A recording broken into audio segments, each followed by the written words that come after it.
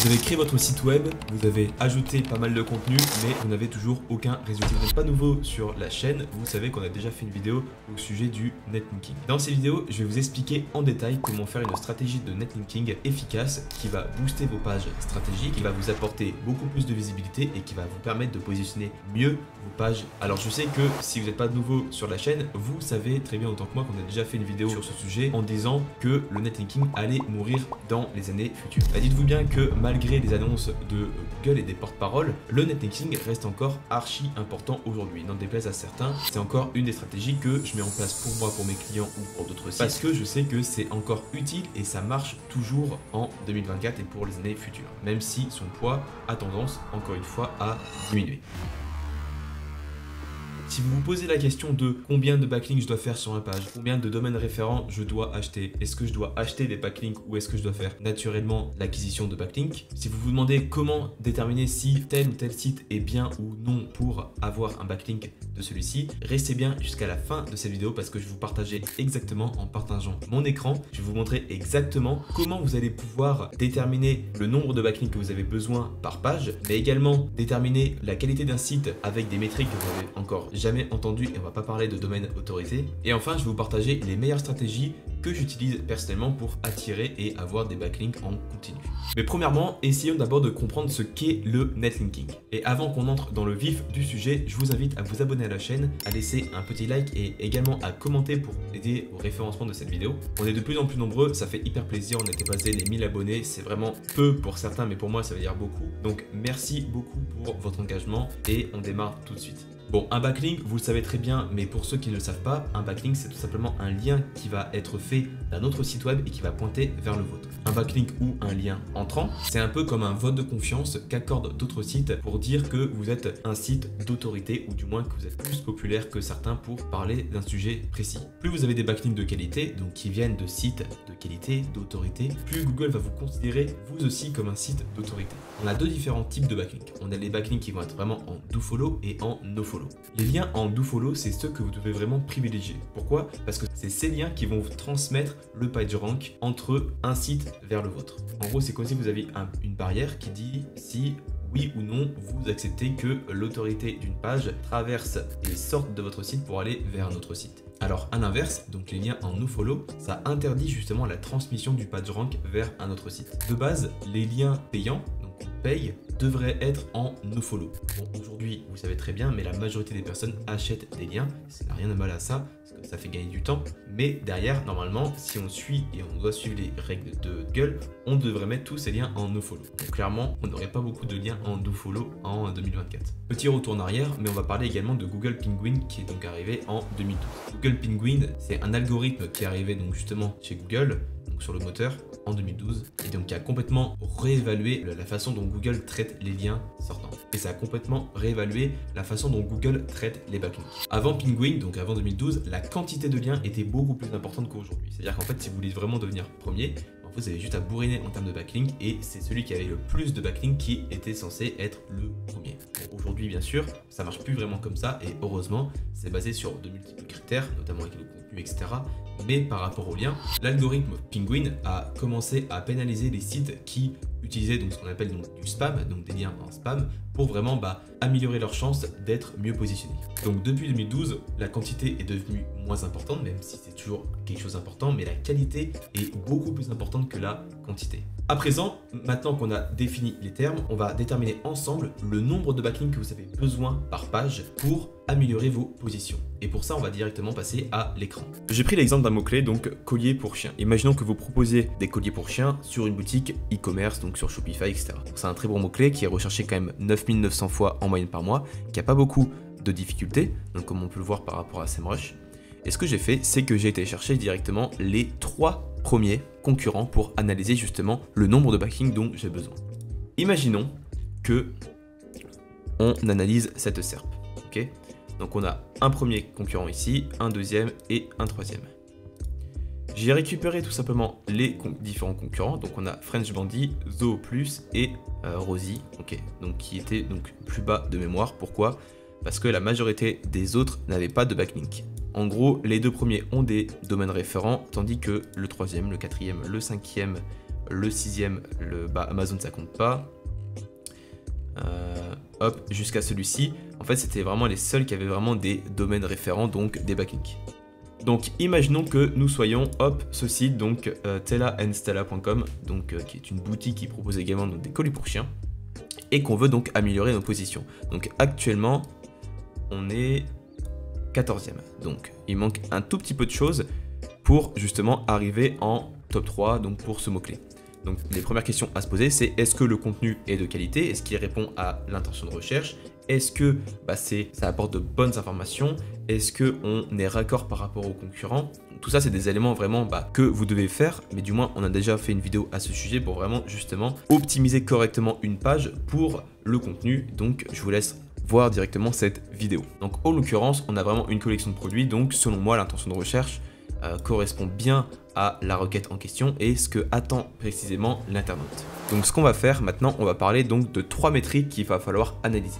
Ici, on va pas parler forcément de domaine authority, je vais vous expliquer juste après dans la suite de la vidéo, mais on va parler plus en détail du LRT Power.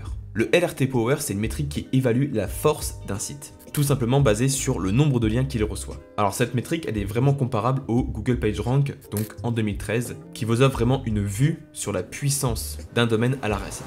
Donc le LRT Power est beaucoup plus actuel, beaucoup plus moderne que certains thèmes que vous pouvez connaître aujourd'hui. C'est pour ça qu'on va principalement l'utiliser dans la suite de la vidéo. Ensuite, on a le LRT Trust. Le LRT Trust, c'est vraiment une métrique qui va vous aider à mesurer la qualité d'un lien, qui est complètement différent donc du LRT Power. C'est un petit peu comme le brevet Trust Rank, et ça vous montre le niveau de confiance pour un domaine, pour un sous-domaine ou pour une page spécifique, en se concentrant sur l'autorité, la fiabilité d'un lien, plutôt que sur sa simple puissance. Et enfin, le dernier indicateur qu'il va falloir regarder, c'est le LRT Power x Trust. Ça combine ces deux métriques archi importantes qui évaluent donc la puissance et la confiance d'un domaine ou d'une page spécifique. Pourquoi c'est hyper important d'utiliser maintenant le LRT Power Trust plutôt que d'autres indicateurs comme le Trust Flow, le Citation Flow, le Domain Authority, etc., etc. Parce que le LRT Power Trust en fait se base sur plus de 25 sources différentes, ce qui est complètement colossal. Donc ça vous donne vraiment une perspective, si vous voulez, vraiment précise sur un lien en particulier. C'est hyper indispensable d'utiliser maintenant ces métriques pour vraiment juger de l'importance ou du moins de la qualité d'un lien que vous allez pouvoir acquérir d'un site.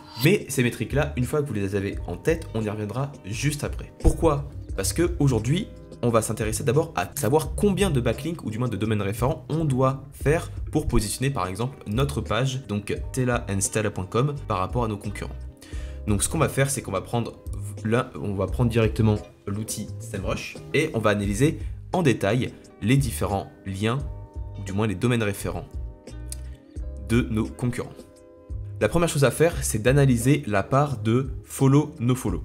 Donc en fait, avant de déterminer vraiment le nombre de liens ou de domaines référents qu'on va devoir faire ou bâtir pour notre page, on va devoir s'intéresser à la part justement de follow, no follow. Donc vous vous rappelez, donc la part de follow, donc c'est le nombre de liens qui vont transmettre l'autorité, ou du moins le PageRank vers notre page qu'on vise, et par rapport donc au nombre de liens qui seront donc en nofollow, qui seront donc nuls, mais du moins qui vont permettre d'avoir un profil plus naturel. Vous allez vous rendre donc dans SEMrush, analyse de backlink, et là vous allez tomber donc sur cette page, et ce que vous allez faire, c'est que pour vos 3 concurrents vraiment majeurs dans vos SERPs, donc qui ont vraiment des backlinks, vous allez regarder, hop, juste en dessous, et là vous allez tomber sur l'attribut de lien, donc la part de follow et nofollow. Donc là, 74%, 26%, etc. Assurez-vous de cliquer correctement sur URL exact, donc, et non pas domaine racine qui prend en compte tout le domaine, ni également le sous-domaine. On s'intéresse vraiment à l'URL précise de nos concurrents. Pour gagner du temps, je l'ai fait directement pour les 3 concurrents qu'on a fait, donc que j'ai analysé au préalable. Donc là, le pourcentage de dofollow donc est de 74% pour le premier, 43% pour le deuxième et 11% pour le petit dernier. Ce que vous allez faire, c'est que vous allez calculer la moyenne donc de ces pourcentages. Donc là, on retrouve donc 43%. Donc en ce qui concerne le mot-clé donc collier pour chien, moi ce que je vous conseillerais de faire, je pense selon moi 50% de follow et donc 50% de no follow. Pourquoi? Parce que celui-ci, le dernier, il était vraiment en 8e position. Donc hop, il était vraiment en 8e position, alors que ces deux-là sont vraiment donc en top 3. Donc je pense que c'est plus intéressant de se calquer sur 50% plutôt que 43%. C'est en tout cas mon avis et c'est ce que je vous recommande si vous proposez des colliers pour chiens. Ensuite, maintenant, on va déterminer le nombre minimum de backlinks à faire. Maintenant, on sait exactement donc combien de backlinks on a besoin de faire, quelle est la part de ratio, en combien de temps, etc., etc. Maintenant, on va passer donc aux règles à suivre pour correctement analyser les profils de liens et donc faire une bonne stratégie de netlinking.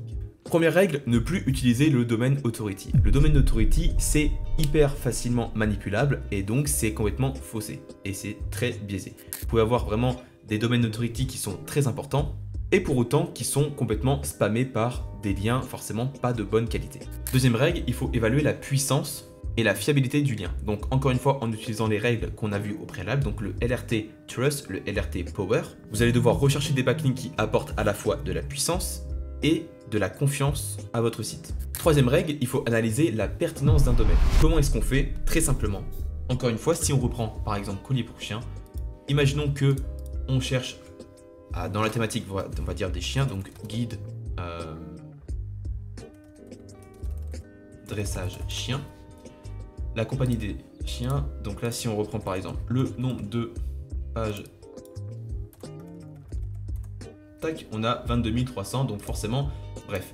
Il faut vraiment privilégier, on va dire, les domaines référents ou du moins les domaines qui parlent vraiment et qui sont focus thématiques. Mais attention, parce que je sais qu'il y en a beaucoup qui vont juste en fait se dire qu'il faut vraiment des focus au niveau d'une seule thématique et précisément. Dites-vous que généralement que, je prends un exemple, mais si moi je voulais un lien par exemple du site blog du modérateur, hop, en fait dites-vous que ce site en question a littéralement 18 500 résultats, donc pages indexées. Et que moi, si je voulais vraiment me dire, bah en fait non, c'est pas logique parce que c'est beaucoup trop dilué, il y a de la tech, il y a de l'actualité, etc. Et que moi, je veux juste en fait justement des, on va dire un lien d'une thématique focus SEO.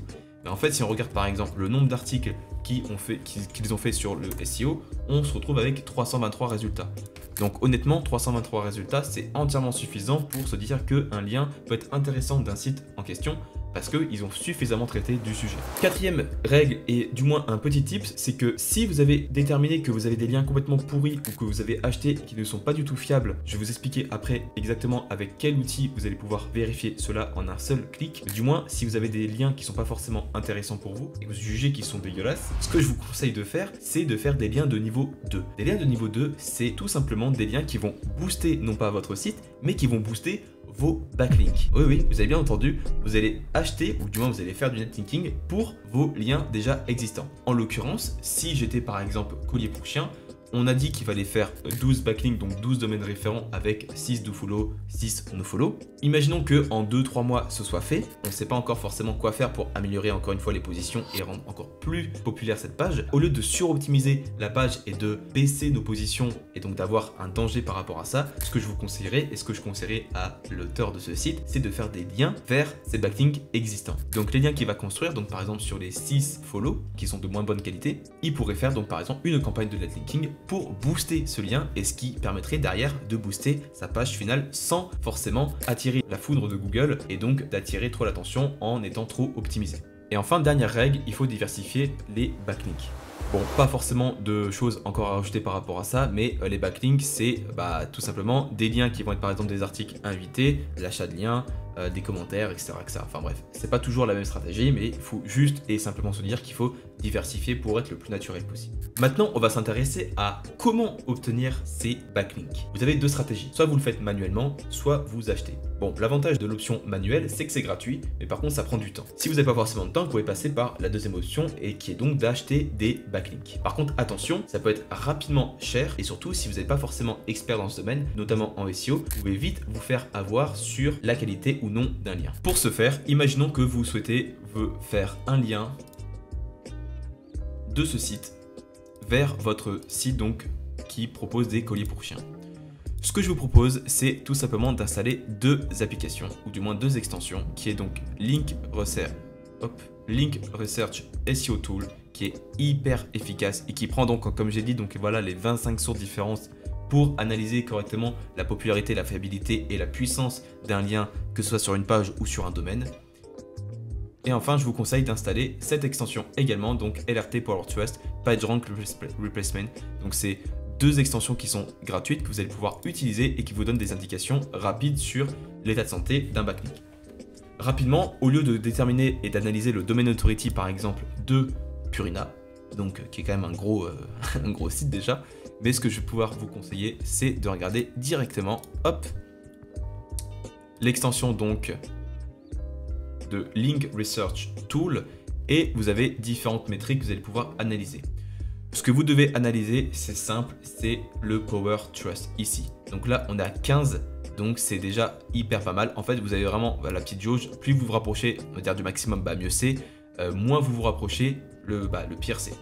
Donc rapidement, ce que vous allez pouvoir voir, c'est par exemple sur cette page, donc le comportement dressage technique. Donc si par exemple on pourrait se dire qu'on pourrait proposer un lien de cette page, donc là on pourrait s'intéresser uniquement à cette page, et là on a un LRT Power de 3, donc 3 sur 10, et un LRT Trust de 1, donc de 1 sur 10. Honnêtement, c'est déjà bien, mais c'est pas non plus incroyable. Et si on regarde par exemple le premier concurrent, ou du moins la première page qui propose la même fonctionnalité, et bien là dites-vous bien que typiquement, je suis sûr que la majorité des personnes se diraient que c'est un énorme site, et donc il faudrait vraiment faire un lien de cette page. Et en fait là, vous voyez bien que le LRT Power est de 0, le LRT Trust est de 0 pour ces deux pages. Il n'y a pas de score minimum à faire, du moins rappelez-vous qu'il faut avoir des liens au minimum qui ont un LRT Power et un LRT Trust mieux que vous pour pouvoir vous aider et apporter donc de la puissance. Et donc là c'est un très bon exemple, je suis très content de l'avoir trouvé, mais pour cette page en l'occurrence, en fait le LRT Power Trust est de 0. Ou du moins il n'est pas du tout optimal. Ici par exemple, ce serait plus intéressant d'avoir un lien de ce site en question, donc le LRT Power est de 3 et le LRT Trust est de 1. Donc encore une fois, pas incroyable, mais beaucoup mieux que l'autre site en question. Ces deux extensions vraiment sont hyper importantes, et du moins, en fait ça vous fait vraiment gagner du temps, et vous n'avez pas forcément besoin d'acheter des milliers d'outils, ou du moins de dépenser des centaines d'euros dans des outils. Ces deux extensions sont complètement gratuites, et ça vous donne des indications très claires, très précises sur la qualité, ou du moins la fiabilité d'un site pour poser ou non un lien. Dernière partie, maintenant qu'on a vu tous ces éléments, donc j'espère que vous êtes toujours là, parce que maintenant on va passer aux stratégies vraiment pour acquérir des backlinks. Vous avez plusieurs stratégies. On va pas parler forcément de la stratégie donc d'acheter des liens, parce que là c'est automatisé, du moins ça vous fait gagner du temps. On va parler vraiment de stratégies qui sont classiques et qui marchent encore et qui vont fonctionner en 2024. La première stratégie, c'est la technique donc de Skyscraper. Donc je ferai une vidéo vraiment spéciale pour cette stratégie parce que elle est hyper puissante, et je vais vous expliquer pourquoi. Imaginons que vous voulez obtenir les backlinks de vos concurrents. Ce que vous allez faire, c'est que si vous avez une page positionnée qui est mal positionnée sur le mot-clé que vous visez et que vos concurrents sont mieux que vous allez pouvoir analyser les backlinks qui pointent vers vos concurrents sur le mot-clé donc qui vous intéresse. Ce que vous allez faire, c'est que vous allez créer un contenu tellement meilleur que ce que proposent vos concurrents que les personnes qui font un lien vers vos concurrents se sentiront entre guillemets obligées de faire un lien à la place vers vous. Donc comment on fait? On apporte beaucoup plus de réponses, on apporte beaucoup plus de contenu, on va beaucoup plus en profondeur, on apporte des médias, et après on va directement voir les personnes qui font un lien vers vos concurrents en leur disant: hey, salut, moi j'ai un contenu qui est 10 fois mieux que le lien que tu pointes vers l'un de mes concurrents. Je te propose à la place de pointer vers mon concurrent, de pointer vers moi parce que mon contenu est beaucoup plus qualitatif. Mais encore une fois, je ferai vraiment une vidéo dédiée à cette technique parce qu'elle est sous-exploitée, elle demande du temps par contre, c'est sûr, mais par contre vous avez vraiment beaucoup plus de chances d'avoir des résultats et d'avoir des réponses de la part des personnes qui s'occupent des sites. Deuxième stratégie, c'est les articles invités. Donc oui, encore une fois, c'est une stratégie qui marche encore très simplement. Ça vous permet de voir en fait tout simplement les personnes qui sont ouvertes à avoir des articles invités. C'est des personnes qui proposent que vous écriviez à leur place, donc pour gagner du temps, et en échange, ils acceptent de faire un lien vers la page en question que vous souhaitez. Donc comme le dit bien ce petit site, donc voilà, c'est ce que je cherchais exactement, c'est que vous allez par exemple écrire donc article écrit par plus le sujet en question. Donc si on parle par exemple de colis pour chien, bon là on va parler par exemple de chien. Ensuite article invité plus chien, devenir contributeur plus chien, guest blogging donc plus chien, et rédacteur invité plus chien. Comme ça, vous avez juste en fait à rechercher les personnes qui sont intéressées par faire écrire un article par d'autres personnes en l'échange donc d'un backlink. C'est une technique qui est donc encore une fois gratuite bien sûr. Une autre stratégie également, c'est le parasite SEO. Le parasite SEO, j'en ferai également une vidéo à ce sujet, mais c'est hyper intéressant. C'est une technique qui vous permet justement de profiter de l'autorité d'un site plus important pour déjà vous placer plus facilement sur un mot-clé plutôt que d'attendre des années par exemple sur un mot-clé qui va être très concurrentiel, de récupérer du trafic de par le concurrent et de placer également un lien. Vous allez pouvoir récupérer du trafic externe externe, vous allez pouvoir récupérer un backlink et entre guillemets vendre entre guillemets votre site sur le site d'un concurrent. Je ferai vraiment une vidéo précise à ce sujet parce que c'est hyper important et hyper intéressant comme stratégie à développer en netlinking. Ensuite, ce que vous allez pouvoir faire comme nouvelle stratégie, c'est d'analyser les backlinks de vos concurrents et d'aller directement démarcher les backlinks, donc les domaines qui font des backlinks vers vos concurrents pour les démarcher et leur proposer par exemple encore une fois votre contenu comme en étant donc une alternative aux backlinks qui font vers votre concurrent. Très simple, facile, gratuite, ça prend du temps mais ça marche. Une autre petite stratégie, c'est la récupération de liens brisés. Ce que vous allez pouvoir faire, il y a deux stratégies à faire. D'abord, soit vous analysez votre site et vous détectez donc des personnes qui ont fait des backlinks vers votre site mais qui redirigent vers des pages en 404. Vous pouvez leur proposer en les contactant de réparer cette erreur en leur proposant par exemple un contenu donc en lien avec le backlink. Comme ça, vous avez plus de 404 et en plus vous récupérez un backlink qui va être authentique et donc facile. Deuxième strat par rapport à ça, c'est que vous allez pouvoir également récupérer les backlinks de vos concurrents, voir ceux qui sont en 404 et proposer donc en démarchant les sites en question, proposer votre contenu à la place de l'erreur 404 parce qu'en gros vous leur dites voilà, j'ai détecté que tu faisais un lien vers une page 404, c'est très mauvais pour le SEO de ton site, ce que je te propose à la place c'est de placer mon contenu. C'est un contenu qui va être beaucoup plus qualitatif, qui est en lien avec le backlink que tu faisais en question, et donc comme ça tout le monde est gagnant. Une autre stratégie, c'est de créer également une infographie qui va être facilement partageable de 1 sur les réseaux sociaux et qui peut donc être partageable sur d'autres articles et donc sur d'autres sites. C'est une stratégie qui marche encore très bien. Pourquoi? Parce que c'est facilement partageable et les personnes en fait ont juste à faire un lien pour utiliser votre infographie. Par contre, il faut vraiment s'assurer que l'infographie soit de qualité.